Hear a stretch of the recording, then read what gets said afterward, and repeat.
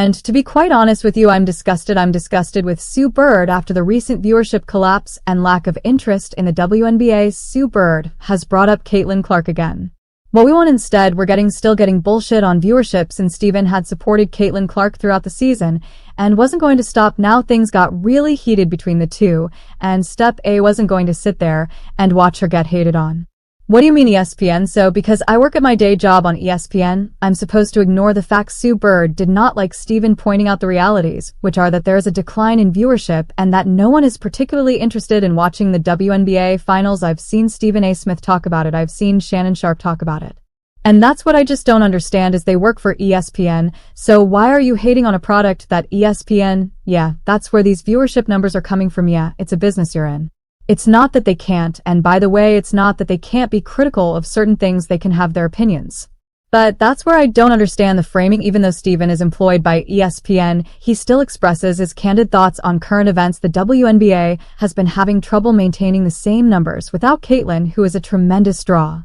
Sue Bird thinks that although if stadiums are still packed and masses are still coming out to watch, fans are still doing so because ticket prices have drastically decreased. See tickets at the Target Center in Minnesota selling for as low as $10. $10 for a playoff game ticket is absurd. But do we really believe that the WNBA would be charging the same price for tickets if Caitlin were playing? Obviously not. Shannon Sharpe starts to talk about the attendance and says basically that Caitlin had the highest attendance in the playoffs, which Caitlin Clark played her first 2 rounds in Connecticut, which only holds roughly 10,000, and they got swept, so they never made it back to Gainbridge in Indiana to play a home game.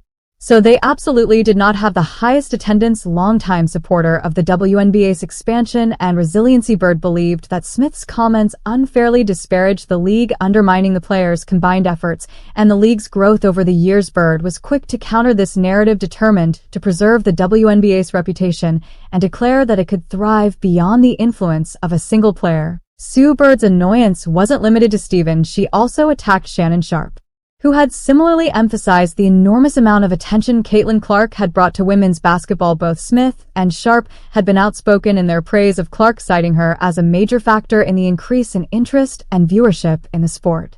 However, for Bird, this emphasis on Clark felt like it was undermining the WNBA's larger initiatives. Bird, a long-standing supporter of women's basketball, was determined that the league's expansion shouldn't be dependent on any one player, and that teamwork, not just star power, would be the key to its success. There is a Caitlin Clark effect on all of basketball, and especially on women's basketball ratings. Kudos to her, she has elevated an entire sport in viewership. However, it is difficult to overlook the situation's truth. Unprecedented attention was drawn to Caitlin Clark's outstanding college basketball performances, and many people believed that this momentum would carry over to the WNBA playoffs. Sans Clark, the WNBA had a big problem: how to keep up the enthusiasm and fan interaction she had created. The league was immediately in a tight place, trying to figure out how to cover for her departure and keep the same level of interest. Even And with Shannon, there's an aspect of them defending their stances on her, we were right about Caitlin, and this is our defense. And I still think there's something twisted there, because nobody ever said that Caitlin wasn't going to be a marketing gem, a unicorn. One way the WNBA dealt with the drop in interest was by lowering ticket prices for playoff games. Fans soon realized that without Caitlin Clark, ticket prices had dropped significantly, which was a clear indication that the league was trying to fill seats. On the surface, it seemed like the WNBA was successfully selling out games and maintaining strong attendance, but the reality was more complicated. The decision to lower ticket prices was a deliberate strategy to avoid the embarrassment of empty arenas during important matchups, which created the illusion of high demand, but didn't reflect the true level of fan interest. By lowering prices, the league was able to keep stadiums fuller, but it concealed the underlying problem that in Clark's absence, the enthusiasm and attention simply weren't the same. You guys take a look at the stands. All the seats, even the courtside seats, are empty. It's very possible that the arenas would have been far less packed if the WNBA had maintained ticket prices at the same level as during Caitlin Clark's season. The WNBA has struggled to generate the same level of interest from fans without the buzz and excitement that Clark consistently brought to the game. The league was successful in filling. If you like the gas video, then like the video and subscribe to the channel. Seats and maintaining the appearance of a robust attendance.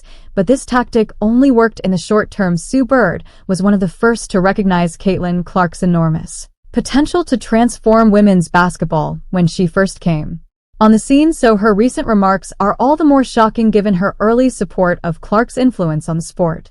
This shift in perspective implies that Bird is more focused on preserving the league's long-term reputation. We've been to the Liberty Games, they're full. It looks full in Vegas. It looks full every single place that you go. TD Garden sold out when Caitlin wasn't playing there for a regular season. It's now evident that Caitlin Clark's capacity to garner a great deal of attention for women's basketball has made her both a hero and in some circles a target. This is a typical occurrence in sports where athletes who become extremely popular frequently encounter criticism from rivals, as well as occasionally from members of their own industry. For every fan who rejoices in Clark's quick ascent, some people believe that her success represents a challenge to the status quo.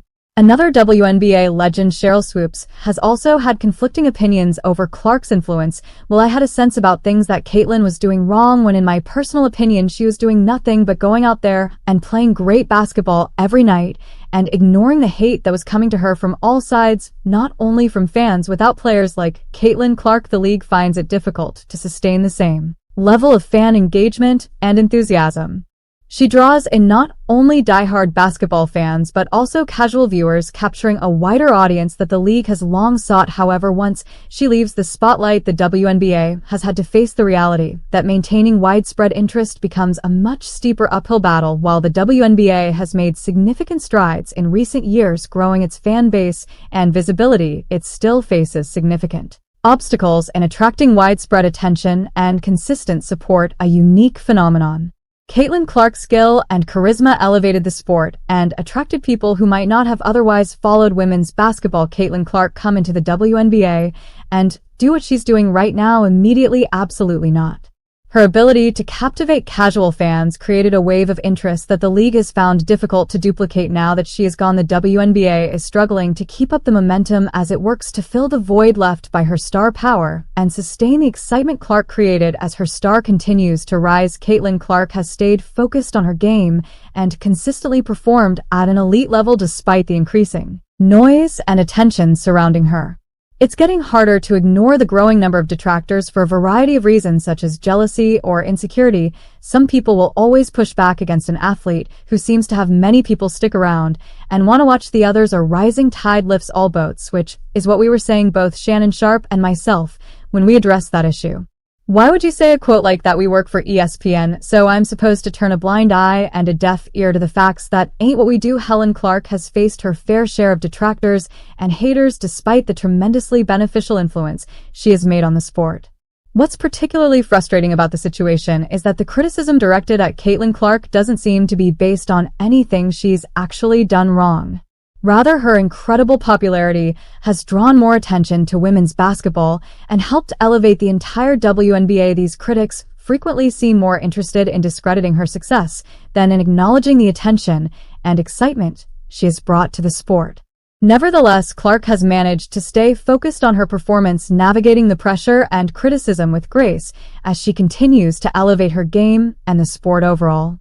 In addition to attracting new followers, Clark's outstanding feats and captivating personality have generated new discussions on the sport's future. However, instead of getting universal acclaim for his achievements, certain people have viewed Clark with suspicion and in certain situations downright hate. Clark has done nothing but excel and promote the game, giving it the attention the league has long desired, so any criticism seems unwarranted. We're going to see WNBA playoff viewership down now that Caitlin is out. And is that somewhat factually accurate? Yes, it's not accurate. Viewership numbers with Caitlin Clark are astronomical. She is a big draw. She brings in all the things.